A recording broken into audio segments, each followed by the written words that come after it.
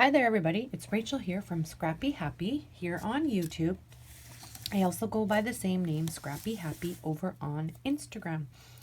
Thank you for joining me for this episode of Let's Get Crafty. I am here today to showcase some handmade paper flowers that I have been making with just old papers from my stash. It's been a long time since I made flowers here in my scrap room, and I decided, along with my crafty BFF Christian last night, that for our late night crafts and laughs, we decided that we were going to make some paper flowers. I didn't know what I wanted to make for flowers or which paper collection to use, and it'd been so long, so I thought I would just go ahead and kind of do a process share. If they didn't turn out, oh well, no big deal. When I first started making these last night, I tried one before our crafts and laughs session, and I was saying to Christian, I don't know if I like these. I'm not feeling it. And then I sort of started to get the technique down, and they started to look quite pretty. And even though it's a really old paper collection, it's American Crafts. I don't even know what the name of it is because I only had a few sheets left.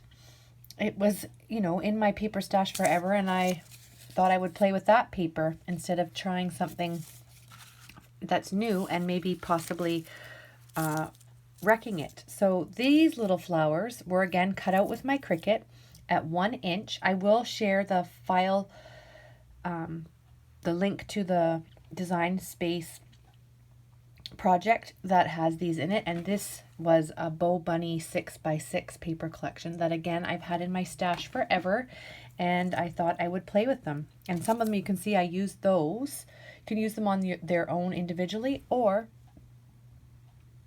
you can use them as a center in your flower. So I just thought I would share a little bit of the process if some of you missed our late night crafts and laughs. So this particular flower, this one was cut out on pink cardstock, and I have cut this one at 2.75 inches, 2¼ inches or 2.25 inches, and this one at 1.75 inches or 1¾ So what I go ahead and do is I am actually just using this Craft Smart pigment ink from Michaels, and sometimes I use one of these things, daubers, and sometimes I just go ahead and I just use my ink pad like this to ink. And I'm noticing I've used this now for a lot of the projects last night, and for a lot of those flowers last night and tonight.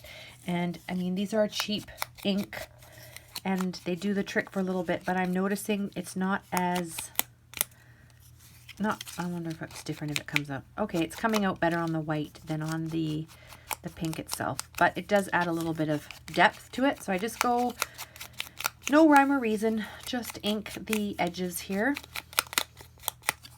And then what I do is I use my very expensive bamboo barbecue skewer, I should say, and I just, first of all, just roll the petals just like this.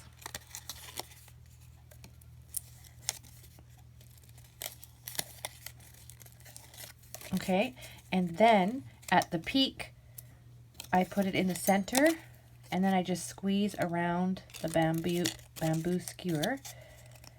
Sometimes I think if you wet the paper a little bit, it molds better. I haven't done that for those other flowers. I'm going to probably not do that tonight because I don't have a spray bottle handy. So then I just pinch of this particular flower, I just pinch the tips to give it some more dimension. And then I use my hot glue gun because this flower goes together. So that's going to be the base, the biggest one. You start from the biggest and you work your way to the smallest one for the center.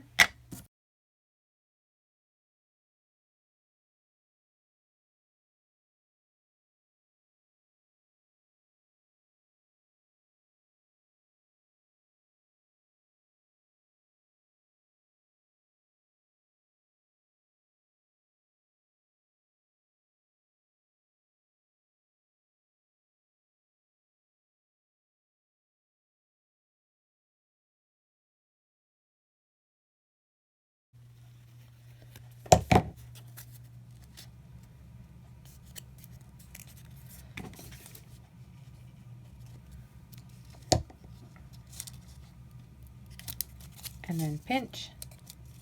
You want, if I forgot to pinch this one, so you can just go back and pinch.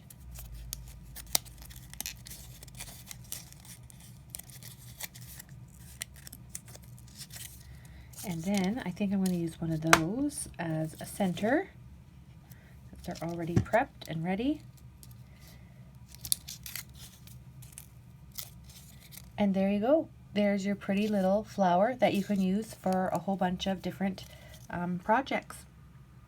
Thank you so much for joining me for this episode. And please consider liking or subscribing if you like the content down below. Thank you so much for watching, and we'll see you next time. Bye.